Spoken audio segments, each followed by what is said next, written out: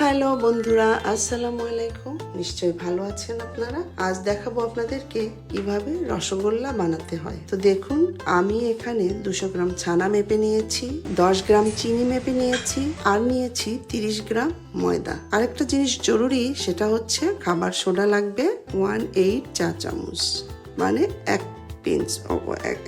আর যদি ছানাটা বেশ শক্ত মনে হয়, এর জন্য হালকা একটু পানি লাগতে পারে, নাও লাগতে পারে। তো চলুন কিভাবে বানাবো। এই যে ছানাটা আমি নিয়ে নিলাম, নিয়ে একটু মেখে নিচ্ছি, বেশ সুন্দর করে হাত দিয়ে ম্যাশ করে নিচ্ছি, কোনো লাম্পস থাকা যাবে না। এরপরে কিছুক্ষণ মাখানোর পরে আমি এর ভেতরে চিনিটা দিয়ে দিব। চিনিটা দিয়ে মাখাচ্ছি, যতক্ষণ চিনি না গলে যাবে ততক্ষণ মাখতে থাকবেন, হালকা করে হাতের তালু দিয়ে মাখতে থাকবেন।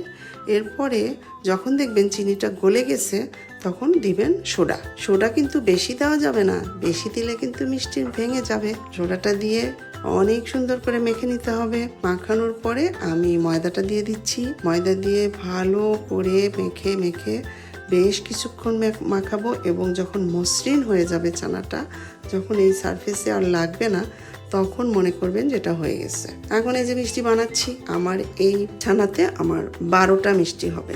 12টা ভাগে ভাগ করে নেবেন। দেন আপনারা গোল গোল করে সুন্দর করে মসৃণ করে মিষ্টিগুলো তৈরি করুন। এই যে দেখেন, মিষ্টি তৈরি করা হয়ে গেছে। এখন আমি এটা ঘন শিরায় দিয়ে দিব। আপনাদেরকে ঘন শিরা দেখিয়েছি, এই যে ঘন শিরার মধ্যে আমি মিষ্টিগুলো দিয়ে দিচ্ছি। দেওয়ার পরে হালকা একটু নেড়ে দেবো। যে দেখেন, আপনারা নাড়ছি, নাড়ার পরে আপনারা দেখবেন যে মিষ্টিগুলো বেশ সুন্দর বয়েল হচ্ছে। আমি এটা প্রায় 15 মিনিটের মতো জাল করব।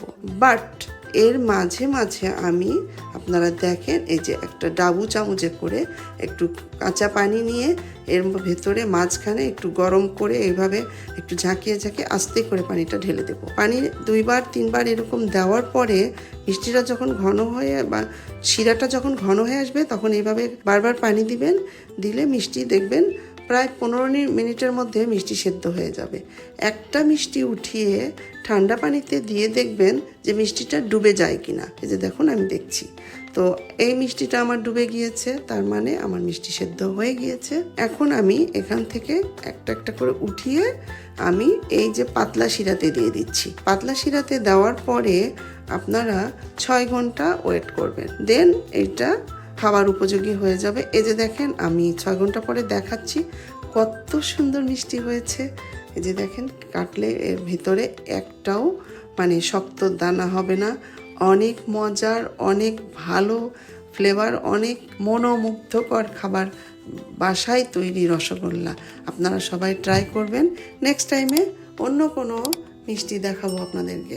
ততক্ষণ ভালো থাকবেন। আল্লাহ হাফেজ।